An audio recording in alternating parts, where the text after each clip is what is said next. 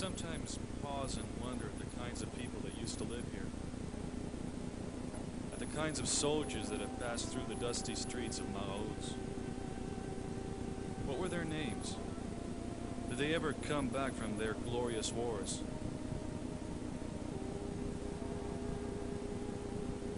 Who will rebuild the churches after the shells have torn holes in them? Who will tell the children that it's safe to come out and play?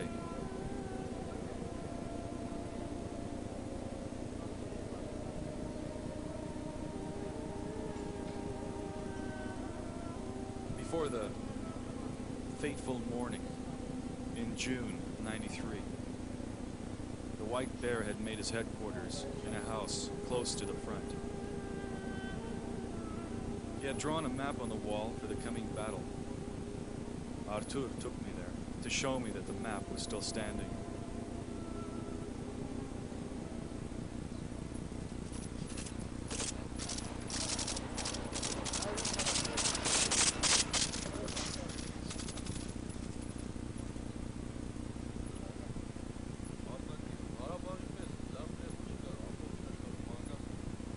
There's no place as naturally rich as Qarabağ, Artur says.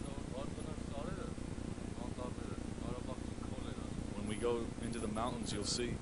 It's truly a miracle.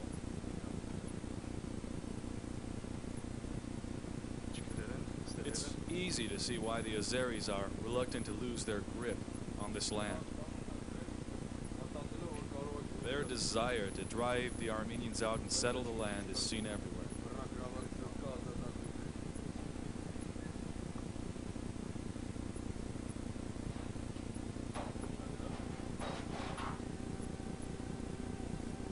Deserted Armenian homes have been marked as property by the Azeri soldiers that were once stationed here.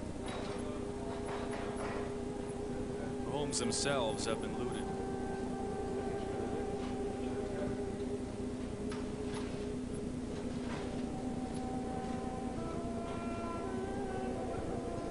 Their previous owners have either died or fled.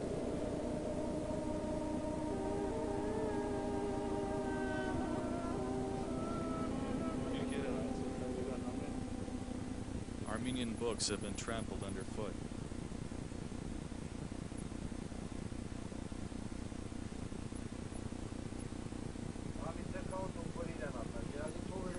Later on that day, some of the men of the compound gathered for a rare treat.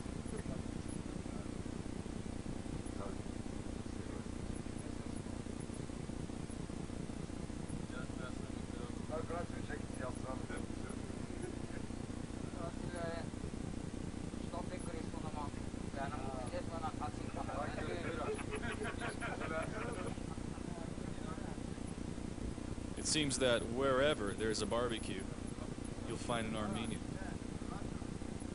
Or is it the other way around? You'll also find horses here. Qarabağ used to be famous for breeding stout horses, until the Russians came and took them all away for their Cossacks. However blissful this whole thing was, my time in the quiet village was nearing an end.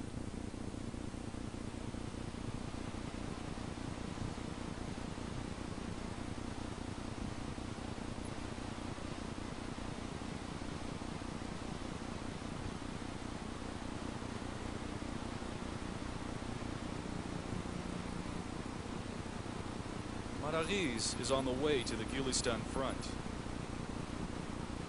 We stop here to wait for the armored personnel carrier, called an MTLB, which will take us up to Եղնիկները.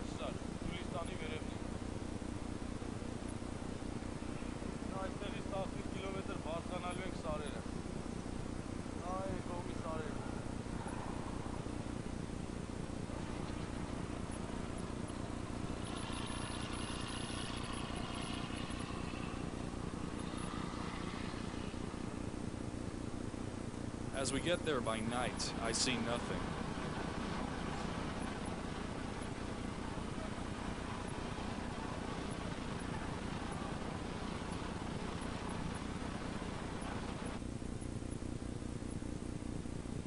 The next day, however, a whole new world opens up before my eyes. Եղնիկները is the first mountain outpost. In 1862, the last Armenians left here, driven away by Azeris. The foundations of their homes, their churches, and cemeteries remained. Some months ago, the Armenians returned with a vengeance.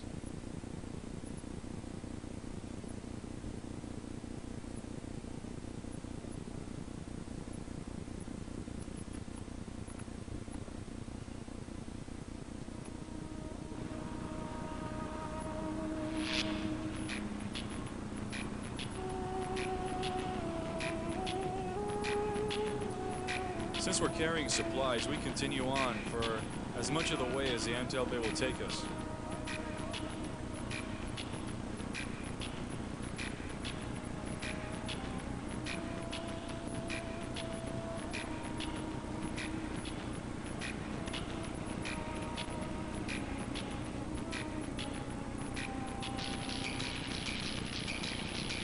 Marav Peak, the Everest of Qarabağ, looms up ahead.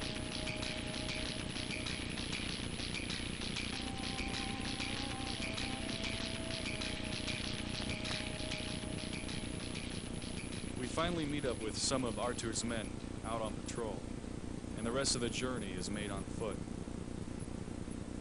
The path we take winds around the south side of the mountain because the Azeris have lookouts watching from the north for any activity and have been known to bombard the area at the smallest provocation. The green tapestry of these Shahumyan hills infects the mind of anyone who sees it. For the moment, it still feels like heaven.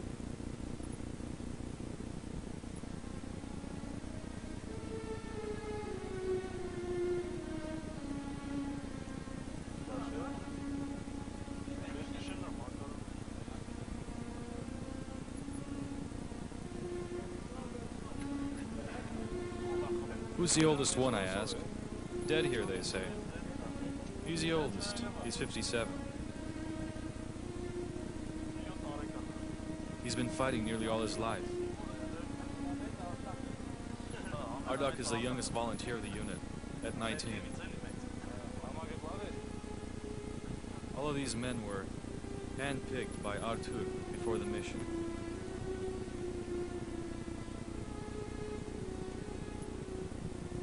Dikran used to fight in another regiment before he joined this one.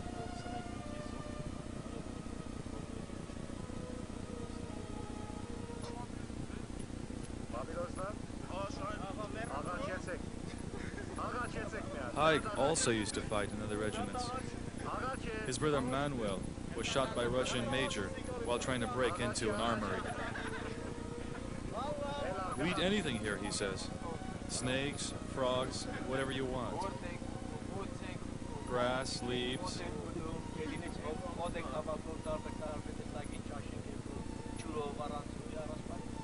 We can't get any bread here, any fresh bread. The bread is so hard I can crack my skull with it. At least the water is good. Yeah, the water is good. The air is good too.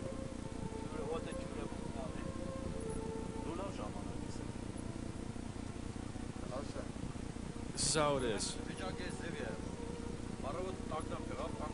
Yesterday there was a battle. We all went into the forest. It started to rain really heavily. We didn't have any raincoats to keep us from the rain.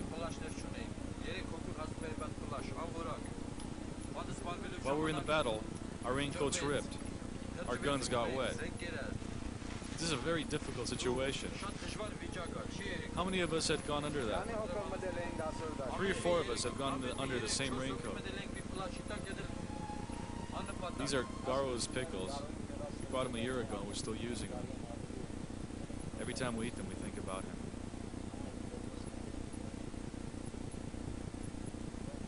What else are you eating? Morning, noon, and night, we're eating this. I don't know what the heck it is.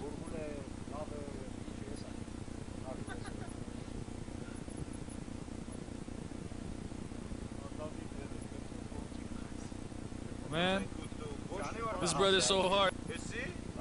If you hit a dead person with it, it would wake him up. Once Amiran found some tree sap to flavor this with. Our teeth were stuck together like this for a couple of days.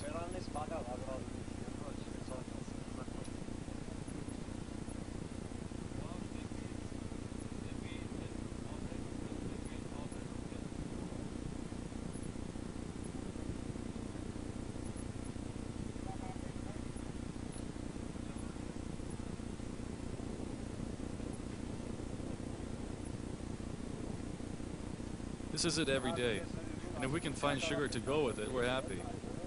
At times we don't even have salt. See those weeds behind you?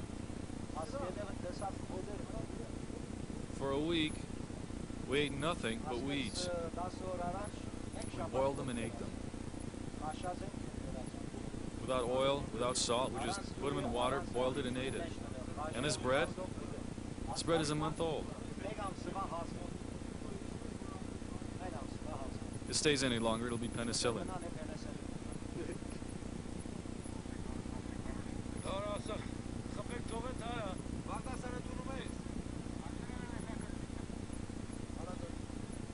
Everyone tries hard to avoid the mortar shells the Azeris fire over. Melsida, the garrison nurse, showed me a piece of shrapnel that had been removed from a victim some days before.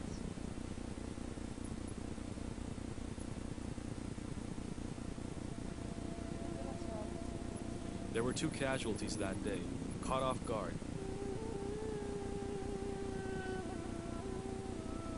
Romik was a father of 3 and was the hardest hit. In a few days he was due to go home. After an hour of struggling with inadequate medicine, he passed away. Sensing he was about to give up, Melsida got mad at him.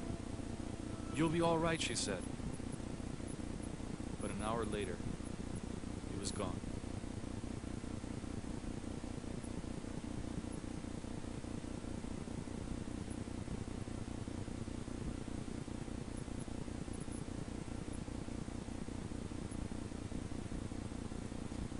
I asked Melsida if she was a trained nurse.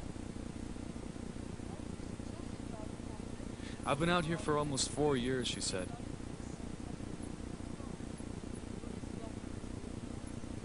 And everything I've learned by watching and doing.